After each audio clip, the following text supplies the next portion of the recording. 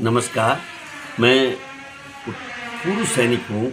मैं इस देश के लिए मिसाइल लाया फ्रांस से और मैंने इस देश को अपनी सेवाएं दी हैं और इसलिए जब मैं राज्य बनने के दौरान में मैं पूर्व सैनिकों के संगठन के माध्यम से पृथक राज्य उत्तराखंड के लिए मैंने संघर्ष किया। और आज जो समस्या आ रही है कि हमारे जो युवा हैं उनके भविष्य के बारे में हमारी चिंताएं ये इसलिए बढ़ गई हैं कि उत्तराखंड के लोगों की थाली थी सेना।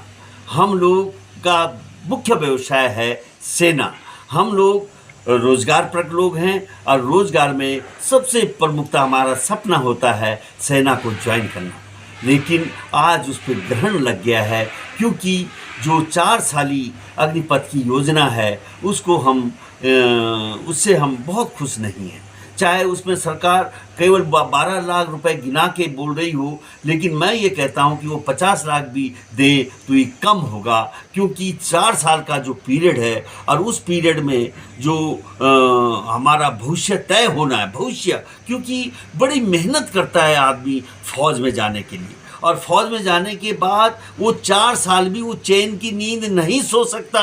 इसलिए नहीं सो सकता कि उसको चिंता होगी कि क्या मैं उन 25% लोगों में सेलेक्ट होऊंगा कि नहीं होऊंगा।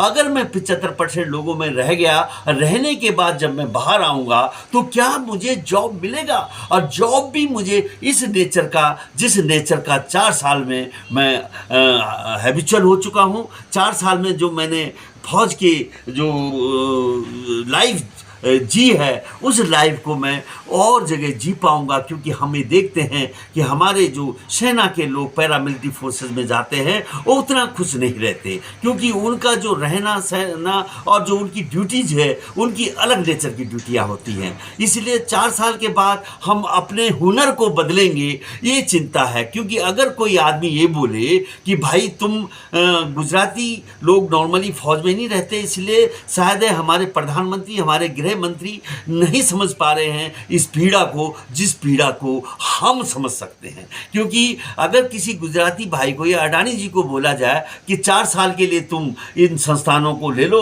और 4 साल में तुम 20 करोड़ कमा लेना और उसके बाद 4 साल बाद इसको आप हमें लौटा देना, तो वो भी इन चीज़ों के लिए तैयार नहीं होंगे। क्योंकि 4 साल के बाद इंसान को अपना काम निरंतर चाहिए, बददस्तूर चाहिए। इसलिए मैं सरकार से अनुरोध करूंगा कि 4 साल की बजाय में आप इस पीरियड को 10 साल बढ़ाइए। देखिए, आप इतिहास के पन्ने पलटेंगे तो हमारे जो अधिकारियों के 100 सर्विस कमीशन थे वो भी लगभग 10 साल के लिए होते थे। हमारी महिलाओं को जो हमने कमीशन दिया फौज में तो उनको भी हमने 10 साल दिया। लेकिन दीगर बात है कि वे सुप्रीम कोर्ट की दहलीज में गए और उन्होंने अपना परमानेंट कमीशन कराया, यानी वे पूरी अपनी ज़िंदगी जो जितना चाहते हैं, जितना जो अब तक के नियम कानून हैं उन कानून के मुताबिक वैसे ही फौज में रह सकते हैं जैसे कि अन्य अधिकारी जो पुरुष वर्ग रहता है। इसीलिए जब ये समानता आ गई और हमारे जो सबसे महत्वपूर्ण चीफ ऑफ डिफेंस स्टाफ हमारे